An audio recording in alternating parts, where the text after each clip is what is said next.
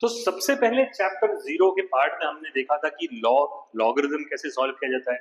दूसरे पार्ट में हमने देखा कि बेसिक्स ऑफ ट्रिग्नोमेट्री क्या है, जो फिजिक्स में काफी यूज होते हैं। आखिरी और थर्ड पार्ट में हम कुछ रैंडम टॉपिक्स जो आगे चल के हमें काफी यूज आएंगे उन्हें डिस्कस कर लेते हैं।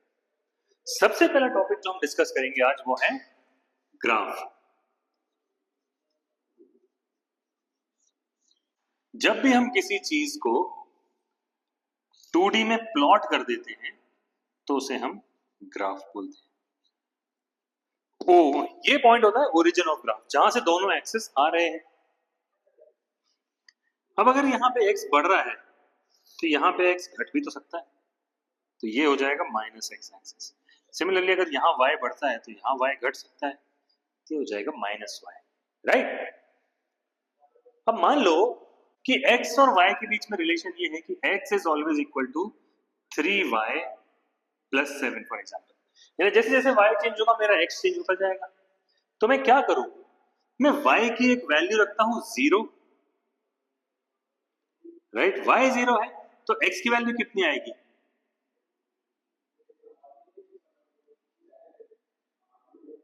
x कितना आएगा, 3 इंटू 0 इज 0, x की वैल्यू जाएगी 7।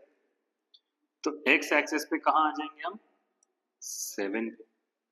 वहीं अगर y इक्वल टू 1 है तो x की वैल्यू कितनी आएगी, 3 इंटू 1 इज 3 प्लस 7 10। अगर y इज इक्वल टू 2 है तो x की वैल्यू कितनी आ जाएगी, 13। तो आप देखो कि जैसे जैसे y में 1 इंक्रीज हो रहा है x में 3 टाइम्स इंक्रीज हो रहा है, आना ही चाहिए, 3y पे डिपेंडेंसी है ना उसकी। तो अब देखो x is equal to 7, y is equal to 0 था, और y इज इक्वल टू 1 पे x 10 था, और y इज इक्वल टू 2 पे x 13 था। अब इस पॉइंट पे इस ग्राफ को आप कहीं पे भी ले जाओ, जो y की वैल्यू इस ग्राफ पे होगी उसकी कॉरेस्पॉन्डिंग x की वैल्यू निकल ही जाएगी। ये स्ट्रेट लाइन क्यों बनती है, ये स्ट्रेट लाइन इसलिए बनती है क्योंकि दोनों की पावर सेम है। और ऐसी इक्वेशंस को हम क्या बोलते थे, लीनियर इक्वेशंस। क्यों बोलते थे इनको लीनियर इक्वेशंस, क्योंकि इनका जो ग्राफ है it's linear, it's a line. वहीं अगर हम क्वाड्रेटिक इक्वेशन की बात करेंगे तो वो लीनियर नहीं रह जाएगा, वो बनेगा एक्सपोनेंशियल ग्राफ, राइट। दूसरा एक कॉन्सेप्ट है एक्सपोनेंट्स का।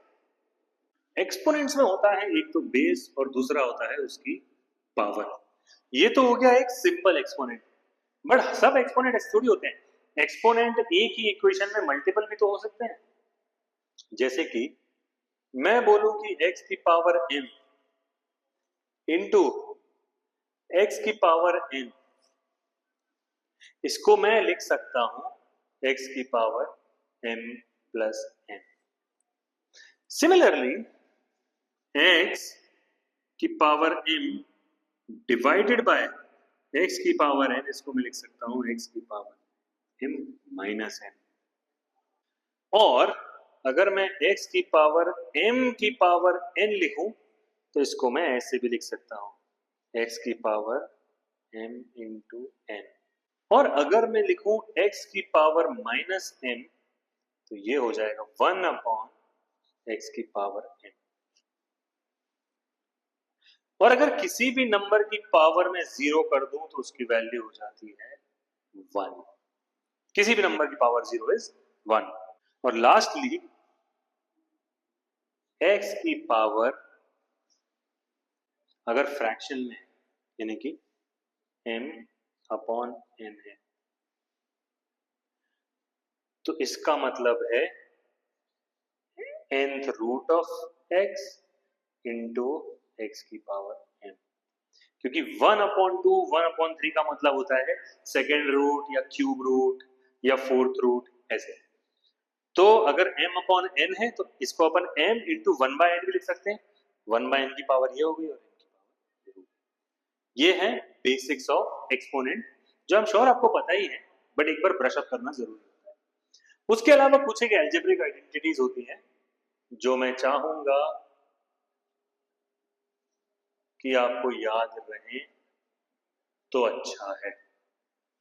और ये आइडेंटिटीज मैं इस वीडियो में नहीं बताऊंगा, क्योंकि ये आइडेंटिटीज लिखने के बाद इनका एक्सपेंशन मैं चाहूंगा आप तुरंत पेन और पेपर निकालकर अपनी कॉपी में अभी के अभी लिखें, क्योंकि ये आपको याद होनी बहुत जरूरी है। सबसे पहले आइडेंटिटी होती है a प्लस बी स्क्वायर का sum, a plus a minus b का whole square, a square minus b square.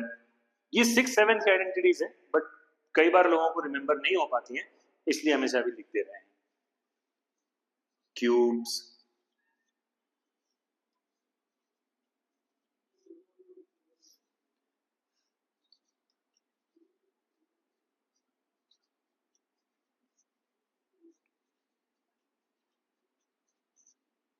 a plus B plus C का होल स्क्वायर। तो ग्राफ, एक्सपोनेंट्स और एल्जेब्रिक आइडेंटिटीज, इनके साथ हमारे जो बेसिक्स हमें डिस्कस करने थे, जो हमने पिछले 2 वीडियोस में लॉग और उसके बाद ट्रिग्नोमेट्री के फॉर्म में डिस्कस किए और आज ये 3 चीजें डिस्कस की, ये बनाएंगे बेस हमारी फिजिक्स को स्टार्ट करने के लिए, जो हम स्टार्ट करेंगे क्लास 11 के पहले चैप्टर के साथ अगले वीडियो में। तो मिलते हैं अगले वीडियो में, सबसे पहला चैप्टर क्लास 11 का डिस्कस करेंगे।